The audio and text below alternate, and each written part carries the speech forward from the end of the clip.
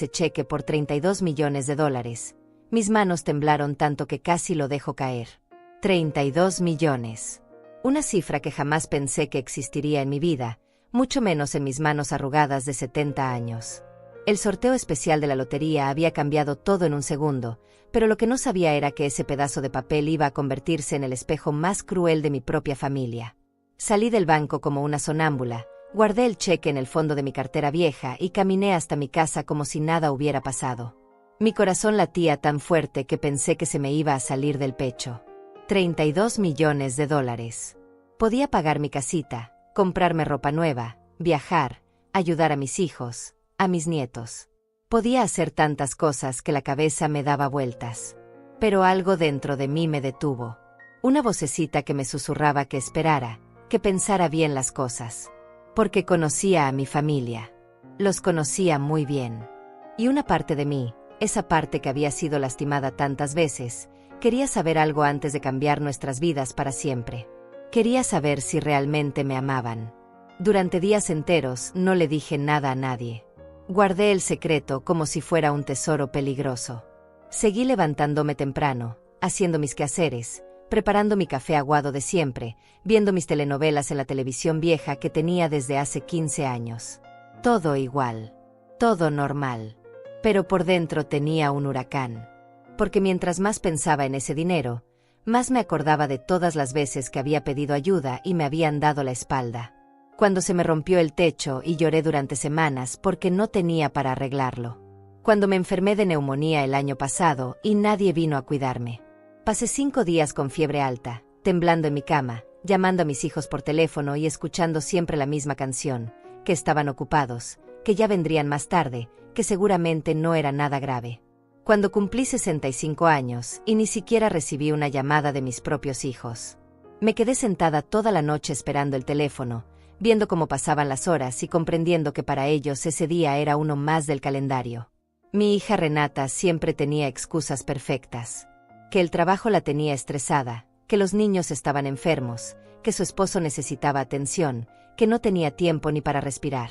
Pero sí tenía tiempo para subir fotos a sus redes sociales comiendo en restaurantes caros, comprando carteras de marca, viajando los fines de semana a playas exclusivas con sus amigas. Sí tenía tiempo para todo lo que le daba placer, pero no para su madre. Mi hijo Braulio era peor. Cada vez que lo necesitaba me decía que estaba pasando por momentos difíciles económicos, que las cosas estaban apretadas, que apenas podía mantener a su familia. Pero después me enteraba por los vecinos que se había comprado un carro nuevo, o que había renovado toda su casa, o que había llevado a su esposa a cenar para celebrar algún ascenso en el trabajo. Los dos vivían a menos de 1 hora de mi casa, pero me visitaban menos que el cartero. Aparecían solo cuando necesitaban algo, que les cuidara a los nietos, que les prestara dinero, que los ayudara con algún favor. Y yo, como la tonta que había sido toda mi vida, siempre decía que sí. Siempre ponía sus necesidades antes que las mías. Y ahí estaba yo, con $32 millones en una cuenta bancaria nueva, sintiéndome más sola que nunca. El dinero no había llenado el vacío que tenía en el pecho. Al contrario, lo había hecho más grande. Porque ahora sabía que tenía el poder de cambiar las cosas, pero también sabía que si se enteraban de mi suerte, todos iban a aparecer como por arte de magia. Todos iban a ser súbitamente cariñosos. Todos iban a recordar que tenían una madre, una tía, una suegra que los había amado incondicionalmente. Todos iban a tener tiempo para visitarme, para llamarme, para preguntarme cómo estaba. Pero ¿sería amor verdadero o sería interés? Fue entonces cuando se me ocurrió la idea. Una idea que al principio me pareció terrible, pero que no podía sacarme de la cabeza. ¿Y si los pusiera a prueba? ¿Y si fingiera que estaba en problemas, que necesitaba ayuda desesperadamente, y viera quién realmente estaba dispuesto a tenderme la mano? No era solo curiosidad. Era una necesidad que me carcomía por dentro. Necesitaba saber si mis hijos me querían a mí, Rosa Antunes, la mujer que los había criado con tanto sacrificio, o si solo aparecían cuando les convenía. Necesitaba saber si había alguien, aunque fuera una sola persona, que se preocupara genuinamente por esta vieja de 70 años que había pasado toda su vida dando sin recibir nada a cambio. Durante una semana completa no dormí bien. Le daba vueltas y más vueltas al plan. Me levantaba a las 3 de la madrugada y me quedaba sentada en la cocina, tomando té y pensando. Me sentía culpable por considerar engañar a mi propia familia, pero al mismo tiempo sentía que tenía derecho a saber la verdad. Después de todo, ¿no había sido yo quien había trabajado doble turno en la fábrica para que no les faltara nada? ¿No había sido yo quien había sacrificado mis propios sueños para que ellos pudieran estudiar, casarse, formar sus familias? El dinero estaba ahí, seguro en el banco, esperando. Pero yo necesitaba algo más que dinero. Necesitaba saber que no había desperdiciado mi vida amando a personas que no me amaban de vuelta. Necesitaba saber si valía la pena compartir mi bendición con ellos. Y así fue como decidí hacer la prueba más importante de mi vida. Iba a pedirles ayuda a todos, uno por uno. Iba a inventar una emergencia creíble y ver quién respondía con el corazón y quién respondía con excusas. Iba a fingir que estaba desesperada para ver quién realmente se desesperaba por ayudarme. Lo que descubrí después me hizo ver a todos con otros ojos. Y cambió mi vida para siempre. Mi vida antes de ganar la lotería era como una canción triste que se repetía todos los días. Me levantaba a las 5 de la mañana, preparaba mi desayuno con lo poco que tenía en la refrigeradora y salía a trabajar en la casa de la señora Carmen Torres, una mujer rica que vivía en el barrio elegante y que me pagaba apenas lo suficiente para sobrevivir. Carmen tenía una casa enorme con jardines perfectos y carros que costaban más de lo que yo había ganado en toda mi vida. Pero a mí me pagaba $150 a la semana por limpiar toda esa mansión, lavar su ropa fina y aguantar sus comentarios despectivos sobre cómo yo limpiaba mal las ventanas o cómo dejaba marcas en sus pisos de mármol. Trabajé para ella durante 8 años. 8 años llegando puntual, trabajando sin quejarme, siendo invisible para ella y su familia. Cuando me enfermé de gripe y falté 2 días, me descontó el dinero completo de esa semana. Cuando le pedí un pequeño aumento porque los precios de la comida habían subido, me dijo que había muchas mujeres que trabajarían por menos dinero. Pero lo que más me dolía no era el trabajo duro ni los desprecios de Carmen Torres. Lo que más me dolía era llegar a mi casa vacía todas las noches y no tener a nadie con quien compartir las penas del día. Mi casita de 2 cuartos tenía las paredes agrietadas, el techo manchado por las goteras y una cocina tan pequeña que apenas cabía una persona. Mis hijos habían crecido ahí. Renata y Braulio habían corrido por esos pasillos estrechos, habían hecho sus tareas en la mesa de la cocina, habían dormido en las camas que yo compraba de segunda mano. Pero ahora que tenían sus propias casas bonitas, parecían avergonzarse del lugar donde habían nacido. Renata trabajaba en una oficina importante del centro de la ciudad. Ganaba buen dinero, tenía un esposo exitoso, 2 hijos inteligentes y una casa de 2 pisos con jardín. Pero cuando yo la llamaba para contarle sobre mi día, siempre me cortaba la conversación. Que tenía una junta importante, que los niños necesitaban ayuda con la tarea, que su esposo la estaba esperando para salir. Una vez le pedí que me acompañara al médico porque tenía miedo de ir sola. Me habían encontrado una mancha en una radiografía y necesitaba hacerme más estudios. Le expliqué que estaba asustada, que no entendía bien lo que me decían los doctores, que necesitaba que alguien estuviera conmigo. Su respuesta fue que tenía una presentación muy importante en el trabajo y que no podía faltar. Fui sola. Me senté en esa sala de espera fría durante 4 horas, rodeada de extraños, rezando para que no fuera nada malo. Cuando me dieron los resultados y me dijeron que estaba bien, que solo era una sombra sin importancia, no tenía a nadie con quien compartir mi alivio. Llamé a Renata esa noche para contarle que todo había salido bien, y me dijo que qué bueno, pero que tenía que colgar porque estaba viendo una película con su familia. Braulio era diferente, pero igual de doloroso.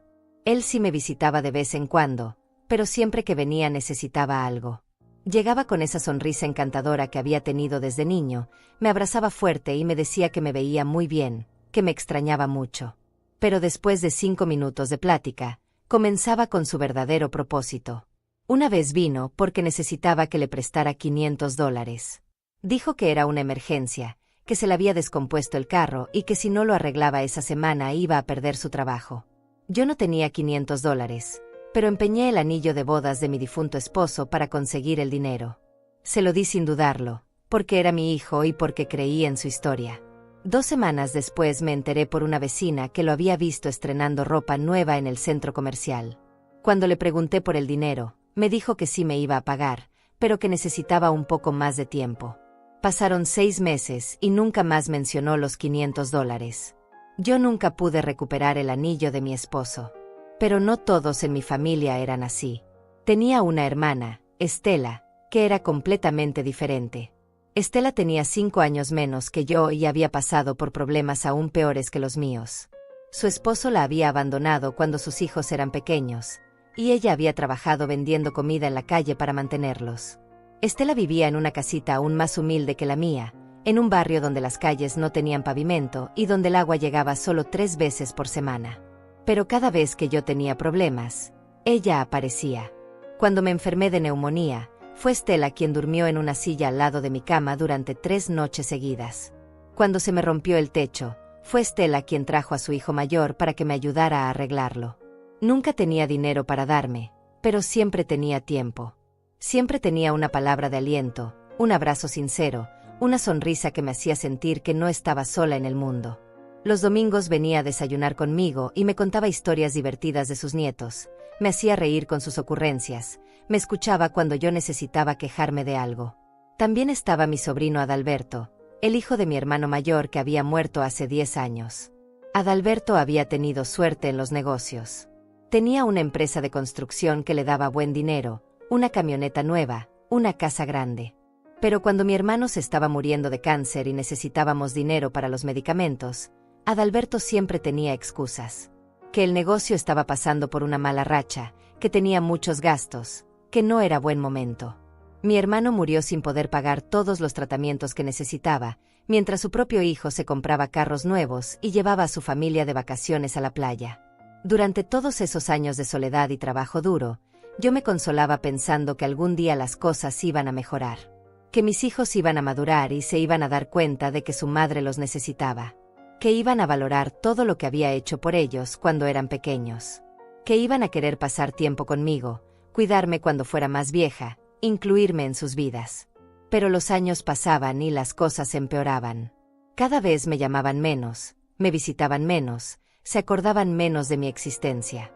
Y yo me iba volviendo más invisible, más insignificante en sus vidas ocupadas y exitosas. Por eso cuando gané esa fortuna, no pude simplemente correr a contarles. Porque una parte de mí sabía que iban a cambiar su actitud no porque me amaran más, sino porque yo tenía algo que ellos querían. Y esa posibilidad me dolía más que todos los años de abandono que había soportado. Necesitaba saber la verdad. Necesitaba confirmar si las personas que más amaba en el mundo me amaban de vuelta, o si solo era una obligación familiar que cumplían cuando no tenían otra opción. Durante una semana completa después de ganar la lotería, mi mente no tuvo paz.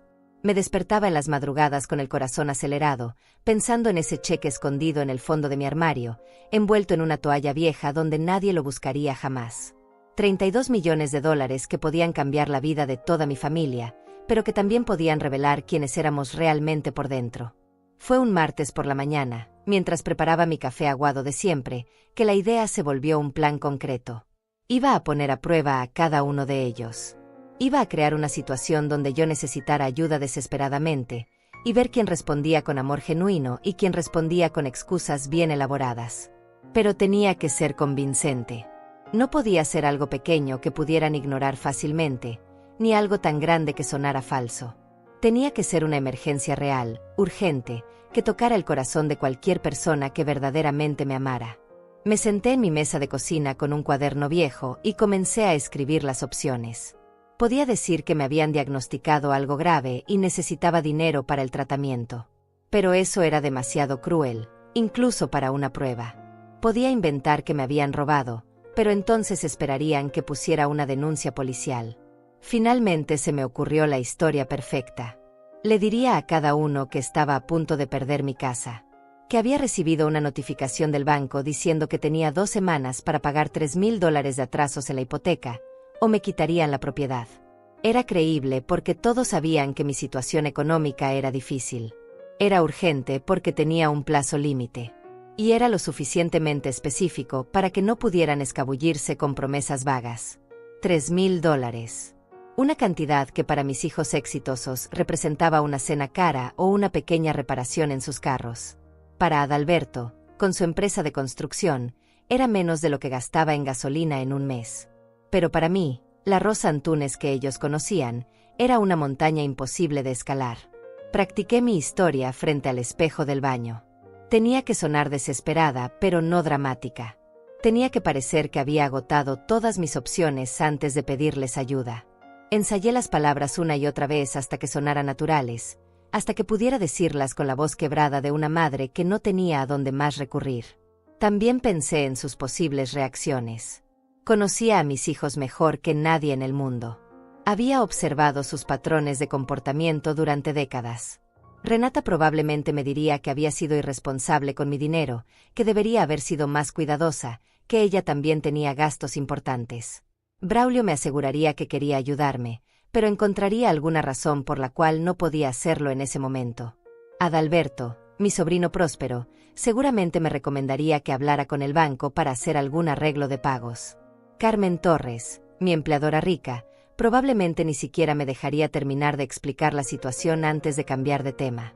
Pero Estela, mi hermana Estela era diferente. Ella no tenía $3,000, no tenía ni siquiera 300. Pero sabía que encontraría alguna manera de ayudarme. Tal vez vendería algo, tal vez pediría prestado, tal vez trabajaría turnos extra. Estela siempre encontraba la manera. El plan estaba listo, pero me tomé otros 3 días para reunir el valor de ejecutarlo. Porque una parte de mí tenía miedo de confirmar lo que ya sospechaba en el fondo de mi corazón. Una parte de mí todavía tenía la esperanza de estar equivocada sobre mis propios hijos. El viernes por la mañana, después de llegar del trabajo en casa de Carmen Torres, me senté en mi sala con el teléfono en las manos. Había decidido el orden en que los llamaría. Primero Renata, porque era la mayor y porque tenía mejor situación económica. Después Braulio, para darle la oportunidad de demostrar que podía ser mejor hermano de lo que había sido hijo. Luego Adalberto, mi sobrino que se había beneficiado tanto de la ayuda de mi familia cuando era joven. Al final llamaría a Estela, pero no para pedirle dinero. Sabía que ella no lo tenía. La llamaría para contarle mi problema y ver cómo reaccionaba, qué me ofrecía, cómo se comportaba cuando alguien que amaba estaba en problemas. Antes de hacer la primera llamada, fui al baño y me mojé los ojos con agua fría para que se vieran rojos, como si hubiera estado llorando. Me pellizqué las mejillas para que se vieran demacradas. Tenía que verme como una mujer al borde del colapso, no como alguien que estaba haciendo un experimento social. Marqué el número de Renata y esperé. Contestó al 5.º timbrazo, con esa voz ocupada que siempre usaba cuando hablaba conmigo, como si yo fuera una interrupción en su día importante. «Mamá», me dijo sin emoción. «¿Qué pasó?» «No puedo hablar mucho porque tengo una junta en 10 minutos». Ahí estaba. La primera prueba estaba a punto de comenzar. Con la voz temblorosa, le conté sobre la notificación del banco, sobre los $3,000 que necesitaba en 2 semanas, sobre el terror de quedarme sin hogar a los 70 años. Le expliqué que había tratado de conseguir el dinero por todos lados, que había vendido todo lo que tenía de valor, que ella era mi última esperanza. Su respuesta fue exactamente lo que había esperado, pero dolió igual que si hubiera sido una sorpresa. Después llamaría a Braulio, y después a Adalberto. Pero ya sabía cómo iba a terminar esta historia. Ya sabía quién iba a fallarme y quién iba a estar a mi lado. Lo que no sabía era cuánto iba a dolerme confirmar la verdad que había estado evitando durante años. Estaba prestes a confirmar si mis sospechas eran verdaderas, y si mi corazón de madre estaba preparado para soportar la realidad. Renata suspiró con esa exasperación que me conocía tan bien. Era el mismo suspiro que hacía cuando era adolescente y yo le pedía que recogiera su cuarto o que ayudara con los quehaceres de la casa. El suspiro de alguien que considera que la están molestando sin razón. «Mamá, de verdad no puedo hablar ahora», me dijo con una prisa exagerada. «Tengo una presentación súper importante en 20 minutos y necesito concentrarme. ¿No puedes llamar al banco y explicarles tu situación? Seguramente te pueden dar más tiempo». «Pero hija», le expliqué con la voz quebrada, «ya hablé con ellos 3 veces. Me dijeron que es la última oportunidad. Si no pago los $3,000 en 2 semanas, van a iniciar el proceso de embargo. No tengo a dónde ir, no tengo a quién recurrir». «Ay, mamá», respondió con ese tono que usaba cuando quería hacerme sentir culpable por existir. «¿Por qué no me habías contado antes que tenías problemas con la casa? Estas cosas no pasan de la noche a la mañana. Seguramente llevas meses sin pagar». Sus palabras me atravesaron como cuchillos. En lugar de preocuparse por mi desesperación, me estaba echando la culpa. En lugar de buscar una solución, Me estaba regañando como si fuera una niña irresponsable. Hija, por favor, le supliqué. No te estoy pidiendo que me regales el dinero. Te lo puedo pagar poco a poco, aunque me tome años. Solo necesito que me ayudes a no perder mi casa. Mira, mamá, escucha bien. Miguel y yo acabamos de comprar muebles nuevos para la sala porque los otros ya estaban muy viejos. Gastamos $5,000 apenas la semana pasada. Los niños necesitan útiles escolares nuevos, y Sofía quiere entrar a clases de ballet que cuestan $200 al mes. No es que no quiera ayudarte, pero realmente no es un buen momento económico para nosotros. $5,000 en muebles nuevos, pero no podía ayudarme con $3,000 para salvar mi casa. Mi propia hija, la niña a quien había criado trabajando turnos dobles, a quien había dado todo mi amor y todos mis sacrificios, me estaba diciendo que sus muebles de sala eran más importantes que el techo sobre la cabeza de su madre. Oye, ¿por qué no le hablas a Braulio? Continuó, como si estuviera resolviendo mi problema de la manera más inteligente del mundo. Él siempre dice que su negocio va muy bien. Seguramente él sí te puede ayudar. O mejor aún, habla con tío Adalberto. Ese sí tiene dinero de verdad. Y colgó. Sin más explicaciones, sin promesas, sin siquiera aún me da mucha pena lo que te está pasando. Solo colgó para irse a su presentación importante, mientras su madre de 70 años se quedaba llorando con el teléfono en la mano. Me quedé sentada en mi silla durante 10 minutos completos, procesando lo que acababa de pasar. No era solo que no me hubiera ayudado. Era la frialdad, la falta total de empatía, la manera en que me había hecho sentir como si yo fuera una molestia por tener problemas. Pero tenía que continuar con la prueba. Tenía que llamar a Braulio y darle la oportunidad de ser diferente. Marqué su número con las manos temblorosas. Contestó inmediatamente, con esa voz alegre que siempre tenía cuando estaba de buen humor. «Mamá», me dijo con entusiasmo. «¡Qué sorpresa! Justo estaba pensando en ti. ¿Cómo has estado?» Por un momento sentí una chispa de esperanza. Tal vez Braulio sería diferente. Tal vez mi hijo menor tenía un corazón más grande que su hermana. Le conté la misma historia, con la misma voz desesperada, con la misma urgencia. Le expliqué sobre la notificación del banco, sobre los $3,000, sobre el terror de quedarme sin hogar. Esperé su respuesta con el corazón latiendo fuerte. «Ay, no mamá», me dijo inmediatamente. «Qué horrible situación. Me da muchísima pena lo que te está pasando. De verdad me parte el corazón saber que estás pasando por esto». Su tono era completamente diferente al de Renata. Sonaba genuinamente preocupado, genuinamente triste por mi situación. Por un segundo pensé que había juzgado mal a mi hijo, que él sí iba a estar ahí para mí cuando lo necesitara. «Mira, mamá», continuó con esa voz comprensiva, «ojalá pudiera ayudarte. En serio, ojalá. Pero justo ahorita estamos pasando por una situación súper complicada. La empresa donde trabajo está haciendo recortes de personal, y aunque todavía no me han despedido, estoy ahorrando cada centavo que puedo por si las cosas se ponen peores. Pero hijo», le dije suavemente, «solo necesito $3,000. Te lo puedo pagar cuando tú quieras». «Sí, mamá, lo sé. Pero es que no los tengo. De verdad te lo juro. Además, Sandra está embarazada otra vez, aunque todavía no se lo hemos dicho a nadie, y eso significa que vamos a tener más gastos médicos, más gastos de bebé. No puedo arriesgar la estabilidad de mi familia, ¿me entiendes?» Era increíble. Braulio sonaba mucho más comprensivo que Renata, pero el resultado era exactamente el mismo.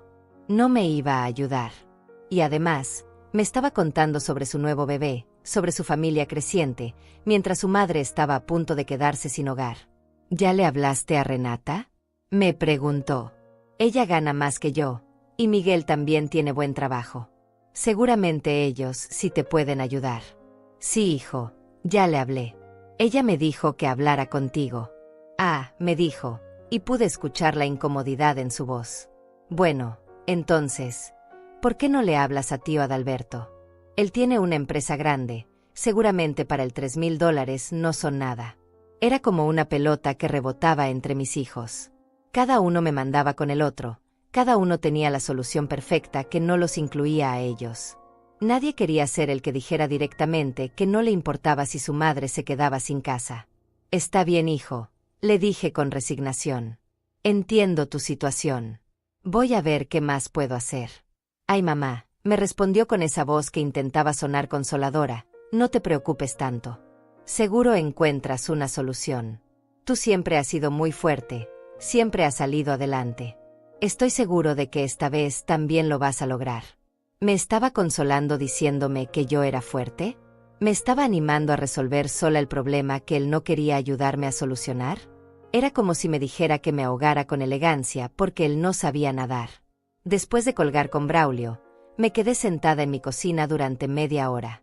Los 2 hijos que había criado con tanto amor, con tantos sacrificios, me habían fallado completamente. Pero aún tenía que hacer la tercera llamada.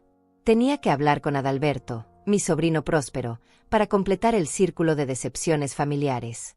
Adalberto contestó el teléfono después de muchos timbrazos, y cuando finalmente lo hizo, su voz sonaba molesta, como si lo hubiera interrumpido en algo muy importante. Pude escuchar música de fondo y voces, como si estuviera en algún lugar divirtiéndose. «¿Tía Rosa?», me dijo con sorpresa. «¿Está todo bien? Es raro que me llames». Ya desde esa primera frase me hizo sentir como si fuera una extraña, como si no tuviera derecho a llamar a mi propio sobrino cuando tenía problemas.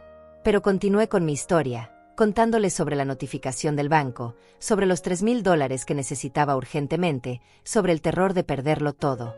Esperé su respuesta con muy pocas esperanzas. Conocía a Adalberto desde que era un bebé. Había visto cómo mi hermano mayor se había sacrificado para darle educación, para ayudarlo a empezar su negocio, para convertirlo en el hombre exitoso que era hoy. Pero también había visto cómo él había abandonado a su padre cuando más lo necesitaba. «Ay, tía», me dijo después de un silencio largo, «esa sí está difícil la situación. $3,000. Pues sí, es mucho dinero. Mucho dinero. Para un hombre que se compraba camionetas nuevas cada 2 años, que llevaba a su familia de vacaciones a lugares caros, que tenía una casa de 3 pisos en el mejor barrio de la ciudad. $3,000 era mucho dinero. Mira, tía», continuó con esa voz que usaba cuando quería sonar profesional y serio, «yo ahorita tengo todo mi capital invertido en el negocio. Estoy construyendo un conjunto de casas muy grande, y hasta que no termine ese proyecto y me paguen, no tengo efectivo disponible. Pero sobrino», le dije con desesperación, «solo necesito 2 semanas. Cuando me paguen mi pensión del mes que viene, te puedo dar algo. Y después, poco a poco, te voy pagando el resto». «Sí, sí, entiendo», me respondió, pero pude escuchar que ya estaba perdiendo la paciencia. «El problema es que en la construcción todo es flujo de efectivo, ¿me entiendes? No puedo sacar dinero del proyecto porque entonces se me puede caer todo el negocio». Era increíble escucharlo hablar de flujo de efectivo y proyectos de construcción cuando su tía de 70 años le estaba suplicando ayuda para no quedarse sin hogar. Era como si le estuviera pidiendo ayuda a un contador, no a un familiar. «¿Ya hablaste con Renata y Braulio?», me preguntó, exactamente igual que habían hecho mis hijos. «Ellos 2 tienen trabajos estables, seguramente pueden ayudarte mejor que yo». «Ya hablé con ellos, sobrino. Los 2 me dijeron que hablara contigo». «Ah», hizo una pausa larga. «Bueno, pues, ¿sabes qué? Te voy a dar un consejo muy bueno. Ve al banco y pídeles que te reestructuren la deuda. Explícales tu situación de adulta mayor, diles que eres una clienta de muchos años. Los bancos tienen programas especiales para personas como tú, personas como yo, personas viejas, pobres, insignificantes, personas que no merecían la ayuda de sus propios familiares prósperos, pero que tal vez podían conseguir la caridad de un banco. Adalberto, por favor», le supliqué una última vez. «Tu papá me ayudó mucho cuando yo era joven. Cuando mi esposo se murió y me quedé sola con 2 niños pequeños, tu papá me prestó dinero para la renta, me consiguió trabajo, me ayudó a salir adelante. Yo nunca olvidé esa bondad». «Sí, tía, mi papá era muy buena persona», me respondió con una frialdad que me heló la sangre. «Pero él ya murió, y yo tengo mis propias responsabilidades ahora. Tengo que cuidar a mi familia, tengo que hacer crecer mi negocio. No puedo estar prestando dinero a cada familiar que tiene problemas. Cada familiar que tiene problemas. Como si yo fuera una desconocida que aparecía constantemente pidiendo favores. como si no fuera la hermana del hombre que le había pagado sus estudios universitarios, que le había enseñado el oficio de la construcción, que había usado sus ahorros para ayudarlo a comprar sus primeras herramientas. «Está bien, sobrino», le dije con la voz completamente rota. «Entiendo tu posición». Colgué el teléfono y me quedé mirando la pared de mi cocina durante mucho tiempo. 3 llamadas, 3 rechazos, 3 lecciones dolorosas sobre el verdadero carácter de las personas que yo creía que me amaban. Pero aún me faltaba una llamada más. La más importante de todas. Marqué el número de mi hermana Estela con las manos temblando. Ella contestó inmediatamente, como siempre hacía cuando veía mi nombre en el teléfono. «Rosa», me dijo con esa alegría genuina que siempre tenía cuando hablábamos. «¿Cómo estás, hermana?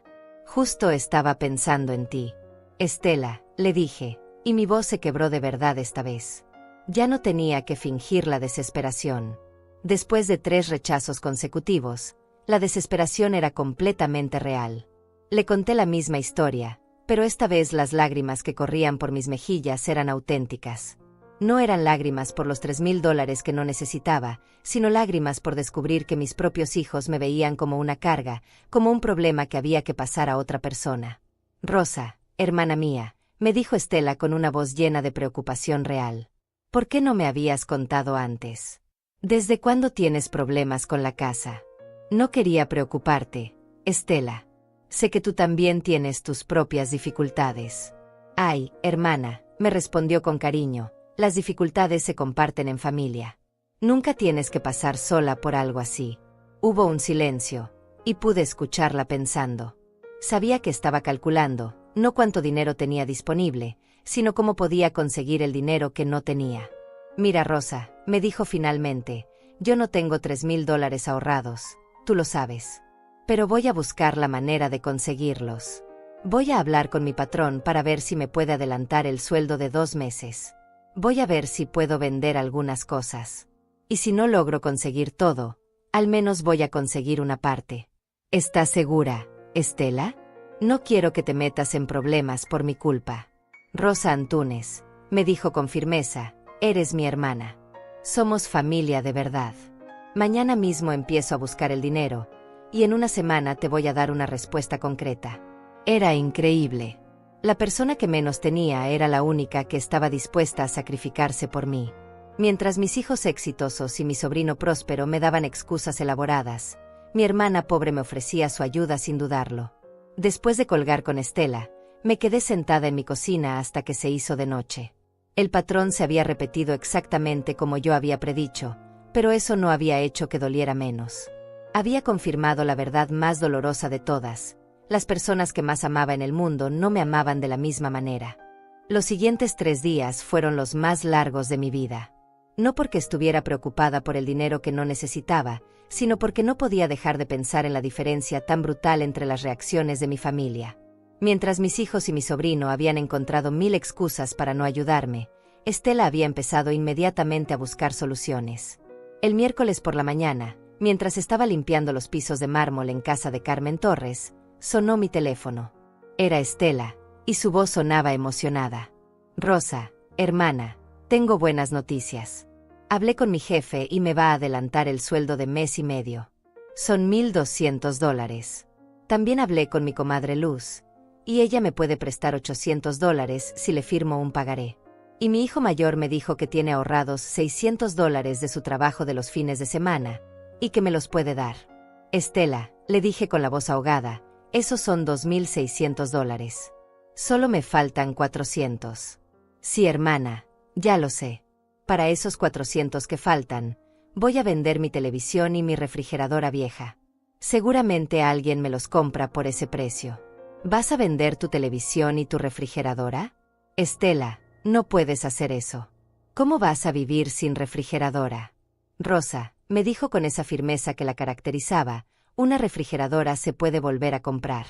Pero tú solo tienes una casa, y es donde has vivido toda tu vida. No voy a permitir que la pierdas por falta de 400 miserables dólares». Me quedé muda. Estela estaba dispuesta a vender sus únicos electrodomésticos, a pedirle dinero prestado a su comadre, a quitarle los ahorros a su hijo, todo para ayudar a su hermana mayor. Mientras tanto, Mis propios hijos no habían movido un dedo. Hermana, le dije con las lágrimas corriendo por mis mejillas, no sé cómo agradecerte esto. No hay nada que agradecer, Rosa. Así es la familia de verdad. Cuando uno tiene problemas, todos tenemos problemas. Cuando uno sale adelante, todos salimos adelante. El jueves por la tarde, Estela llegó a mi casa con un sobre amarillo en las manos. Tenía los ojos brillantes de emoción, como si acabara de ganar la lotería ella misma. Aquí están, hermana, me dijo extendiendo el sobre. $3,000 exactos. Conseguí vender la televisión por $500 en lugar de 400, así que hasta sobran 100. Abrí el sobre y vi los billetes perfectamente ordenados. Billetes que representaban meses de trabajo para Estela, electrodomésticos vendidos, favores pedidos, sacrificios hechos sin dudarlo. Todo por una hermana que, según ella creía, estaba a punto de perder su casa. Pero lo que más me impactó no fue el dinero. Fue verla ahí, parada en mi sala, sonriendo como si acabara de hacer la cosa más natural del mundo. No había drama, no había reproches, no había preguntas sobre por qué yo había llegado a esa situación. Solo había amor puro, incondicional, sin condiciones ni expectativas. Estela, le dije tomando sus manos, tengo que contarte algo muy importante. ¿Qué pasa, hermana? Me preguntó preocupada. ¿Hay algo más que no me habías dicho? La senté en mi sofá viejo y me senté a su lado. Durante unos segundos no supe cómo empezar. ¿Cómo le decía a alguien que había hecho semejante sacrificio por mí que todo había sido una mentira? ¿Cómo le explicaba que la había usado para probar algo sobre el resto de la familia? Estela, comencé con la voz temblorosa, yo no estoy a punto de perder mi casa. ¿Cómo? Me preguntó confundida. ¿Ya resolviste el problema con el banco? ¿Conseguiste el dinero de otra parte? No. Hermana, nunca tuve problemas con el banco. Nunca recibí ninguna notificación. Inventé toda esa historia. Se quedó mirándome sin entender, con el sobre de dinero todavía en mis manos. La semana pasada, continué, gané la lotería. $32 millones. Su cara cambió completamente. Primero sorpresa, después confusión, después algo que parecía dolor. ¿Ganaste la lotería? Repitió lentamente. ¿Y me mentiste sobre perder la casa? Sí, Estela. Pero tenía que saber algo muy importante. Tenía que saber quién de mi familia me ayudaría si realmente estuviera en problemas. Tenía que saber quién me ama de verdad y quién solo aparece cuando le conviene. ¿Y qué descubriste? Me preguntó, aunque por su tono parecía que ya conocía la respuesta. Descubrí que mis propios hijos me fallaron completamente. Renata me dijo que acababa de gastar $5,000 en muebles, pero que no podía ayudarme con 3,000 para salvar mi casa. Braulio me llenó de palabras bonitas, pero no movió un dedo. Adalberto me trató como si fuera una desconocida pidiendo caridad. ¿Y yo? Me preguntó con una sonrisa triste. ¿Qué descubriste de mí? Descubrí lo que ya sabía en el fondo de mi corazón. Que eres la única persona en esta familia que me ama sin condiciones. Que estás dispuesta a sacrificar todo lo que tienes por ayudarme. Que eres mi hermana de verdad, no solo de sangre. Estela se quedó callada durante un rato largo, procesando todo lo que le había contado. Esperé su reacción con nervios. Tenía derecho a estar molesta conmigo por haberla engañado, por haberla hecho pasar por esa angustia innecesaria. Rosa, me dijo finalmente, entiendo por qué lo hiciste. ¿Y sabes qué es lo más triste de todo esto? Que tuviste que hacer una prueba para confirmar algo que ya sabías. Tienes razón, hermana. Ya sabía quién era cada uno. Pero necesitaba estar segura antes de tomar las decisiones más importantes de mi vida. ¿Qué decisiones? Me preguntó. Estela, quiero compartir contigo parte de esta bendición que recibí. No porque me hayas ayudado hoy, sino porque has estado ayudándome toda la vida. Quiero que tengas una casa propia, que no te preocupes más por el dinero, que puedas vivir con dignidad. Rosa, no puedo aceptar eso, me dijo inmediatamente. Tú ganaste ese dinero, es tuyo. Hermana, le expliqué con firmeza, el dinero solo tiene valor cuando se comparte con las personas que realmente importan. Y tú importas más que nadie en mi vida. Nos quedamos abrazadas durante mucho tiempo, llorando las dos. Pero sus lágrimas eran de alegría, y las mías eran una mezcla de alegría por tener una hermana como ella, y dolor por haber confirmado quiénes eran realmente mis hijos. Esa noche, por primera vez en muchos años, me sentí verdaderamente rica. No por los millones en el banco, sino por saber que tenía a alguien que me amaba de verdad. Después de contarle la verdad a Estela, nos quedamos sentadas en mi sala hasta muy tarde, hablando de cosas que nunca habíamos dicho en voz alta. Era como si el peso de guardar ese secreto durante una semana hubiera sido demasiado para mí, y ahora necesitaba sacarlo todo. Rosa, me dijo Estela con esa sabiduría que siempre había tenido, ¿sabes cuál es la diferencia entre el dinero y el amor? El dinero se puede ganar, se puede perder, se puede robar. Pero el amor verdadero no se puede comprar ni se puede fingir. Y lo que pasó esta semana no fue una prueba del amor, fue una revelación de lo que ya existía en el corazón de cada uno. Tenía razón. Yo no había creado las reacciones de mis hijos y mi sobrino. Solo había dado la oportunidad de que saliera a la luz lo que ya estaba ahí. Renata siempre había sido egoísta, pero yo había encontrado excusas para justificar su comportamiento. Braulio siempre había sido encantador pero irresponsable, pero yo había preferido ver solo el encanto. Adalberto siempre había sido calculador y frío, pero yo había mantenido la esperanza de que en el fondo fuera diferente. Estela, en cambio, siempre había sido generosa, leal, incondicional. Y esas cualidades no habían aparecido cuando yo gané la lotería. Habían estado ahí durante décadas, manifestándose en pequeños gestos diarios que yo había dado por sentados. Hermana, le dije, hay algo más que quiero contarte. Quiero que mañana mismo vayamos al banco y abramos una cuenta a tu nombre. Voy a transferir $2 millones para que nunca más tengas que preocuparte por el dinero. Rosa, exclamó asustada. $2 millones. Es demasiado dinero. Yo no sabría ni qué hacer con tanto dinero. Vas a aprender, le sonreí. Vas a comprar una casa bonita en un barrio seguro. Vas a viajar a todos los lugares que siempre quisiste conocer. Vas a ayudar a tus hijos y a tus nietos. Vas a vivir como la reina que siempre fuiste en tu corazón. ¿Pero qué van a decir los demás?, me preguntó preocupada.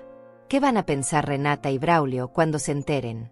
Van a pensar exactamente lo que tienen que pensar, le respondí con firmeza. Van a entender que las acciones tienen consecuencias. Que el amor se demuestra con hechos, no con palabras bonitas cuando ya es demasiado tarde. Esa noche, después de que Estela se fuera a su casa con la promesa de que al día siguiente iríamos juntas al banco, me quedé despierta pensando en el futuro. Por primera vez en muchos años, tenía control total sobre mi vida. Tenía la libertad de elegir quién merecía mi tiempo, mi amor, mi generosidad. Decidí que no les contaría inmediatamente a mis hijos sobre la lotería. Quería ver cuánto tiempo pasaba antes de que me llamaran por iniciativa propia, sin necesitar nada, solo para saber cómo estaba su madre. Quería ver si alguno de ellos se preocuparía por cómo había resuelto mi supuesto problema con la casa. El viernes por la mañana, Estela y yo fuimos al banco. Vimos cuando el gerente le explicaba los procedimientos para manejar una cuenta con $2 millones. Vi su cara de asombro cuando le entregaron las tarjetas de débito y crédito, cuando le explicaron que podía retirar hasta $10,000 diarios si lo necesitaba. Hermana, me susurró mientras salíamos del banco, siento como si estuviera soñando. Como si fuera a despertar en cualquier momento y volver a mi casita sin refrigeradora. No es un sueño, Estela. Es justicia. Es el universo compensándote por todos los años que has sido buena sin esperar nada a cambio. Esa misma tarde fuimos a buscar casas. Quería que Estela viera opciones, que se diera cuenta de que realmente podía elegir dónde vivir. Visitamos 3 casas diferentes, una de 2 pisos con jardín grande, una casa moderna con terraza y una casa colonial con patio interior. Cuando vio la casa colonial, sus ojos se iluminaron como los de una niña en Navidad. Tenía 3 recámaras, 2 baños completos, una cocina espaciosa y un patio con espacio para plantar flores. El precio era $250,000. Esta, me dijo tocando las paredes como si no pudiera creer que fueran reales. Esta es perfecta. Entonces es tuya, le dije. Mañana hacemos la oferta. El sábado, mientras hacíamos los trámites para comprar la casa de Estela, mi teléfono sonó. Era Braulio. Contesté con curiosidad, preguntándome si había llamado para saber cómo había resuelto mi problema. Hola mamá, Me dijo con esa voz alegre de siempre. ¿Cómo estás? ¿Ya resolviste lo de la casa? Sí, hijo, ya se resolvió, le respondí sin dar detalles. Qué bueno, me dijo aliviado. Te dije que ibas a encontrar una solución. Siempre sales adelante. Oye, ¿conseguiste el dinero con tío Adalberto? No, hijo. Adalberto tampoco pudo ayudarme. Entonces, ¿cómo lo resolviste? Me preguntó con curiosidad. Una persona muy generosa me ayudó. Le dije simplemente. Ah, qué bueno. Bueno, mamá, te llamé también para contarte que Sandra y yo decidimos hacer una fiesta para anunciar el embarazo. Va a ser el próximo sábado en la casa. Queremos que vengas. Me invitaba a una fiesta. El mismo hijo que una semana antes no había podido ayudarme a salvar mi casa ahora me invitaba a celebrar su nueva bendición. No había ni una palabra de disculpa por no haber podido ayudarme. No había ni una pregunta sobre quién había sido esa persona generosa que había resuelto mi problema. Solo la invitación a su fiesta, como si nada hubiera pasado. Voy a pensarlo, hijo, le dije. Te aviso durante la semana. Después de colgar, Estela me miró con una sonrisa triste. Había escuchado toda la conversación. ¿Vas a ir? Me preguntó. No lo sé todavía, le respondí honestamente. Pero si voy, va a ser como la Rosa nueva que ahora soy. No como la madre desesperada que suplica ayuda y después se queda callada cuando la ignoran. Era el momento de decidir qué tipo de relación quería tener con mis hijos a partir de ese momento. Ya no iba a ser la madre que se conformaba con migajas de atención. Ya no iba a fingir que todo estaba bien cuando claramente no lo estaba. Tenía $30 millones restantes, una hermana que valía más que todo el oro del mundo, y por primera vez en mi vida, el poder de elegir cómo quería que me trataran. Los siguientes días fueron los más liberadores de mi vida. Ya no tenía que fingir que estaba en crisis, ya no tenía que cargar sola con el peso de $32 millones, y ya no tenía que preguntarme quién me amaba de verdad. Las respuestas estaban clarísimas. El martes, Renata me llamó. Su voz sonaba igual de ocupada que siempre, pero había algo diferente. Una curiosidad que no había mostrado cuando yo le había suplicado ayuda. Mamá, me dijo después de los saludos de rutina, Braulio me contó que ya resolviste lo de la casa. Me da mucho gusto. ¿Al final qué pasó? ¿Conseguiste hablar con el banco? Una persona muy especial me ayudó, le respondí con la misma respuesta que le había dado a su hermano. ¿Alguien de la familia? Me preguntó con esa curiosidad que revelaba sus verdaderas intenciones. Sí, alguien de la familia, le confirmé sin dar más detalles. Hubo un silencio incómodo. Podía sentir que quería preguntar más, pero que no sabía cómo hacerlo sin parecer entrometida. Al final, cambió de tema y me invitó a almorzar el domingo. ¡Qué coincidencia!, pensé. La misma hija que no había tenido tiempo para acompañarme al médico cuando tenía miedo, que no había podido ayudarme cuando creía que iba a perder mi casa, ahora súbitamente tenía tiempo para almorzar conmigo. Acepté la invitación. Pero esta vez iba a ser diferente. Esta vez no iba a llegar con las manos vacías y la cabeza gacha, agradecida de que me permitieran estar en su casa. Esta vez iba a llegar como la mujer que realmente era. El sábado, fui con Estela a comprar ropa nueva. Llevaba tantos años comprando solo lo más barato, lo más necesario, que había olvidado lo que se sentía elegir algo bonito para mí misma. Me compré un vestido elegante de color verde, zapatos cómodos pero finos, una cartera de cuero genuino. No porque necesitara impresionar a nadie, sino porque por primera vez en décadas podía darme esos pequeños lujos. También fui a la peluquería por primera vez en años. Me cortaron el cabello, me lo peinaron, me maquillaron suavemente. Cuando me vi en el espejo, no reconocí a la mujer que me miraba de vuelta. Era la Rosa que habría sido si no hubiera pasado décadas sacrificándose hasta desaparecer. El domingo llegué a casa de Renata manejando mi propio carro. Me había comprado un auto usado pero en excelente estado, nada demasiado ostentoso, pero digno y confiable. Ya no tenía que depender del transporte público ni pedirle favores a nadie. Renata abrió la puerta y se quedó mirándome con sorpresa. «Mamá, ¿te ves diferente?», me dijo con curiosidad. «¿Te cortaste el cabello? ¿Y ese vestido es nuevo?». «Sí, hija, decidí consentirme un poco», le respondí con una sonrisa serena. Durante el almuerzo, Noté cómo me observaba constantemente. Miguel, su esposo, también parecía intrigado por mi cambio de apariencia. Los niños me preguntaron de dónde había sacado mi carro nuevo. Es usado, les expliqué, pero está en muy buenas condiciones. ¿Y cómo pudiste comprarlo? Me preguntó Renata directamente. La semana pasada estabas preocupada por pagar la casa. Como te dije, una persona muy generosa me ayudó, le repetí. ¿Quién, mamá? Insistió. ¿Por qué no nos quieres decir quién fue? La miré directamente a los ojos y decidí que era momento de ser completamente honesta. Fue tu tía Estela, le dije con firmeza. Ella vendió su televisión y su refrigeradora, pidió dinero prestado, convenció a su hijo de que me diera sus ahorros. Consiguió los $3,000 completos para ayudarme. El silencio en la mesa fue absoluto. Renata se quedó con el tenedor a medio camino hacia su boca. Miguel bajó la mirada hacia su plato. Los niños siguieron comiendo, ajenos a la tensión que había llenado el comedor. Tía Estela, repitió Renata lentamente. Pero ella no tiene dinero.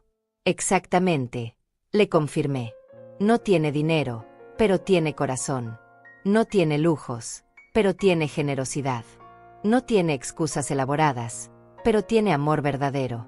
Mamá, comenzó Renata con esa voz que usaba cuando quería justificarse, nosotros también te queremos ayudar, pero ustedes tenían compromisos más importantes. La interrumpí con calma.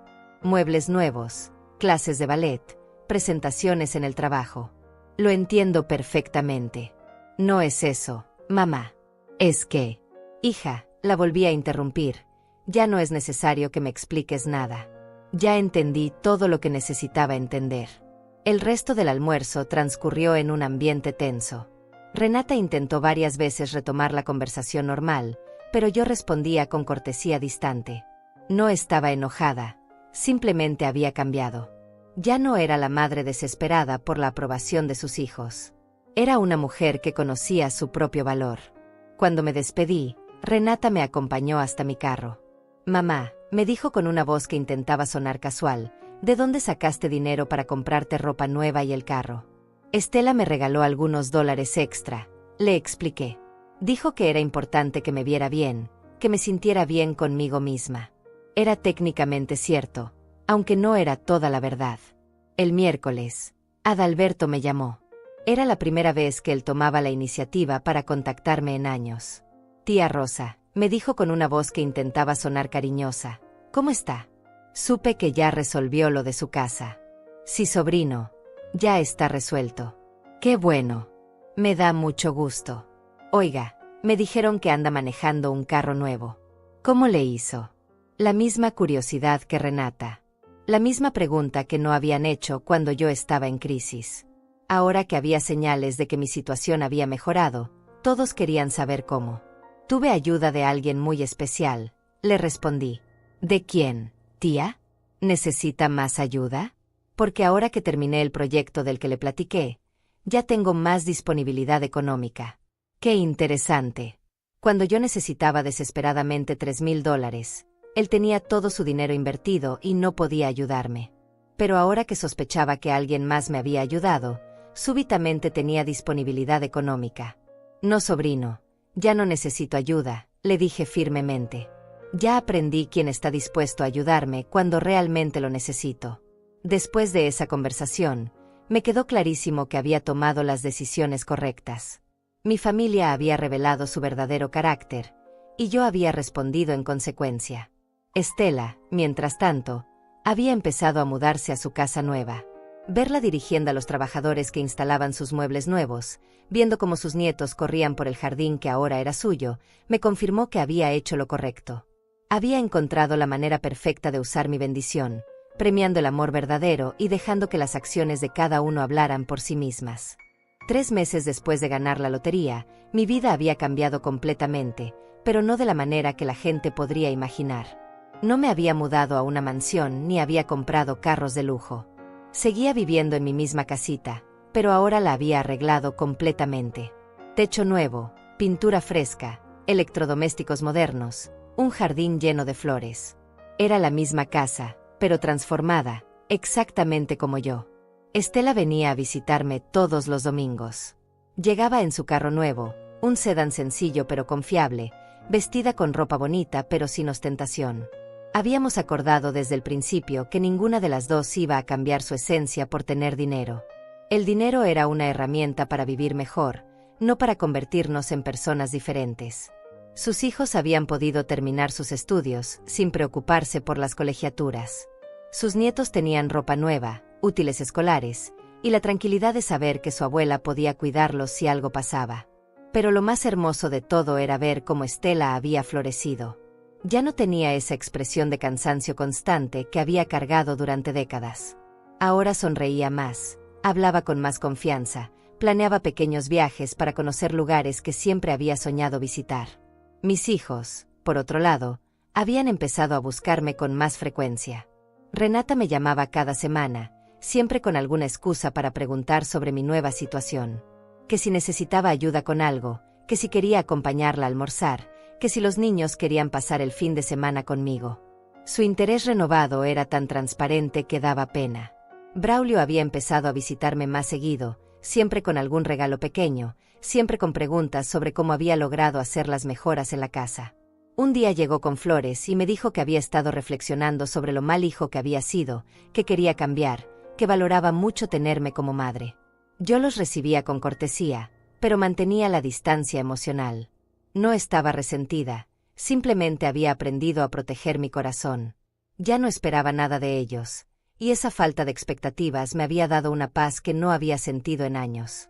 Un sábado por la tarde, mientras Estela y yo estábamos plantando rosas en mi jardín, llegó Adalberto sin avisar. Venía con una sonrisa demasiado grande y una botella de vino caro en las manos. «Tía Rosa», me dijo abrazándome con un cariño exagerado, «vine a visitarla porque hace mucho que no platicamos. Y traje este vino para que celebremos». «¿Qué vamos a celebrar, sobrino?», le pregunté con curiosidad genuina. «Pues que usted está muy bien, que se ve muy contenta, que su casa se ve hermosa», me respondió mirando alrededor con ojos calculadores. Estela y yo intercambiamos una mirada. Era obvio que Adalberto había venido a investigar, a confirmar sus sospechas sobre mi nueva situación económica. Durante la visita, hizo preguntas indirectas sobre mis finanzas, elogió exageradamente cada pequeña mejora en la casa y hasta se ofreció a ayudarme con algunos proyectos futuros. El mismo hombre que no había podido prestarme $3,000 cuando creía que iba a perder mi casa ahora se ofrecía generosamente a ayudarme con lo que necesitara. Después de que se fue, Estela y yo nos reímos durante una hora completa. ¿Te acuerdas cuando me dijiste que Adalberto era muy buena persona en el fondo?, me preguntó entre risas. Hermana, le respondí, yo también creía muchas cosas que resultaron ser falsas. Pero ahora prefiero la verdad dolorosa que las mentiras cómodas. Una tarde de octubre, mientras estaba regando mis flores, llegó una camioneta lujosa que no reconocí. Se bajó un hombre en traje elegante que resultó ser un abogado enviado por Braulio. Mi hijo quería proponerme una oportunidad de inversión en un negocio que estaba empezando. Necesitaba $20,000 de capital inicial, y me ofrecía ser su socia. Le dije al abogado que le agradeciera a mi hijo la propuesta, pero que todas mis inversiones las manejaba con mi asesora financiera, que era muy cuidadosa con mi dinero, y que por el momento no estaba interesada en nuevos proyectos. Esa noche llamé a Estela para contarle lo que había pasado, y las dos nos quedamos en silencio durante un rato largo. Rosa, me dijo finalmente, ¿no te da tristeza ver cómo se comportan?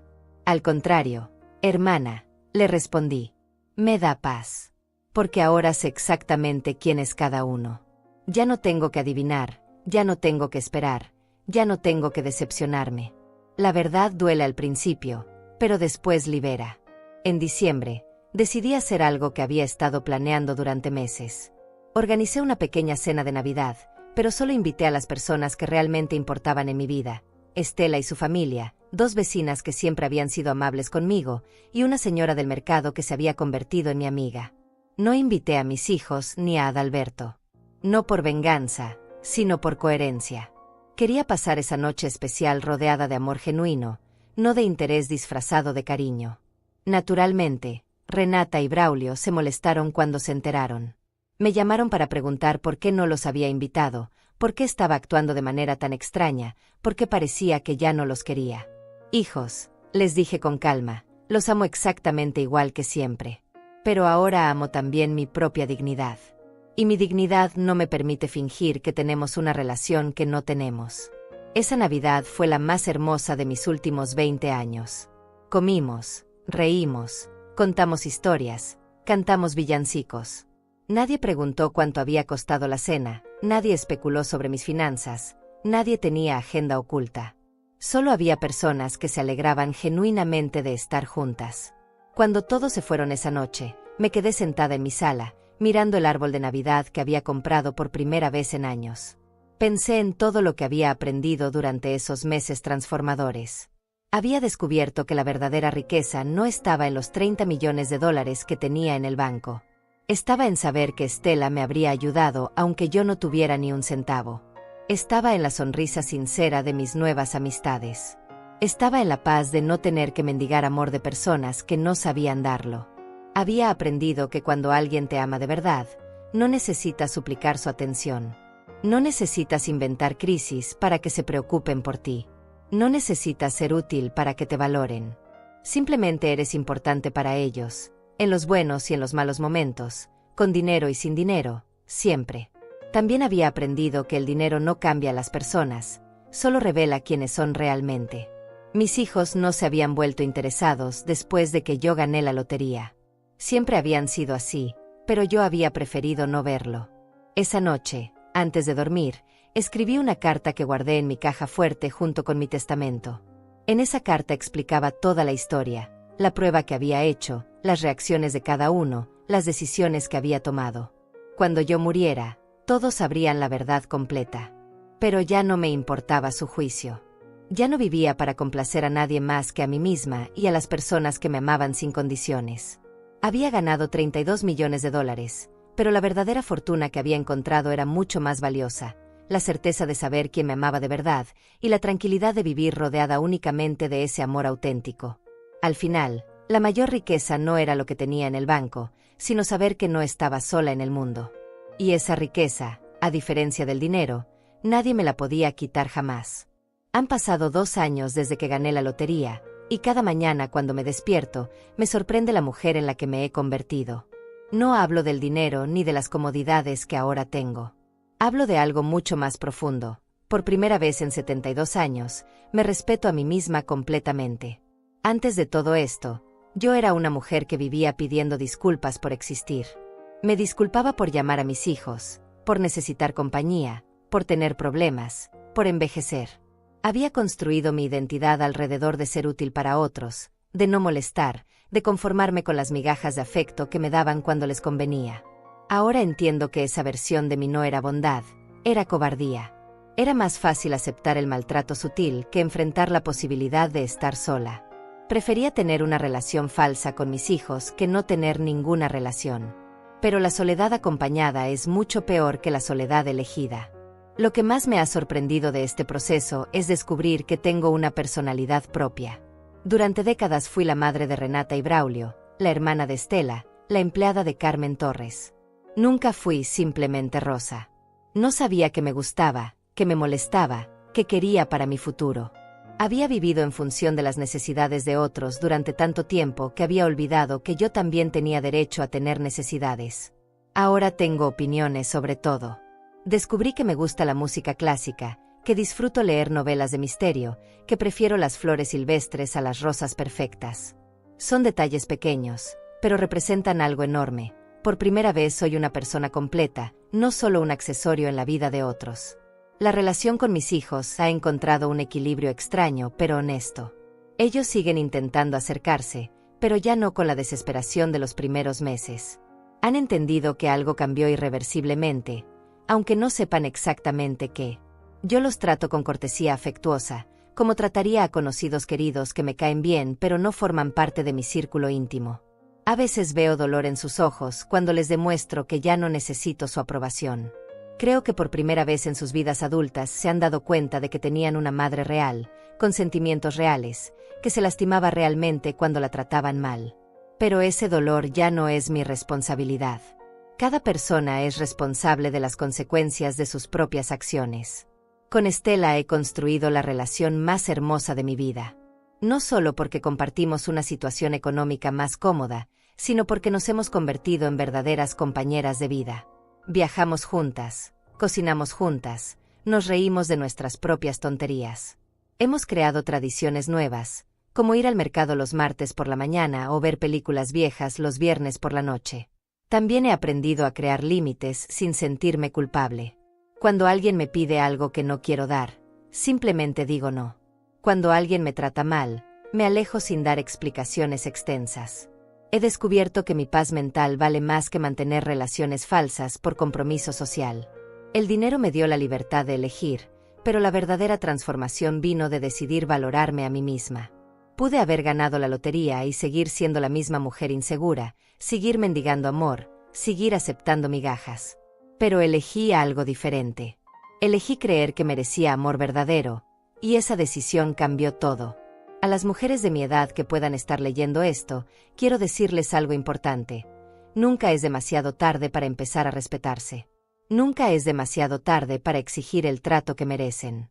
Nunca es demasiado tarde para descubrir quiénes son realmente cuando dejan de vivir para complacer a otros. No necesitan ganar la lotería para transformar sus vidas. Solo necesitan tomar la decisión más valiente de todas: amarse a sí mismas lo suficiente como para alejarse de cualquier persona que no las valore. Esa decisión no cuesta dinero, pero vale más que todos los millones del mundo. Hoy, a los 72 años, finalmente soy libre. Y esa libertad no me la dio el dinero.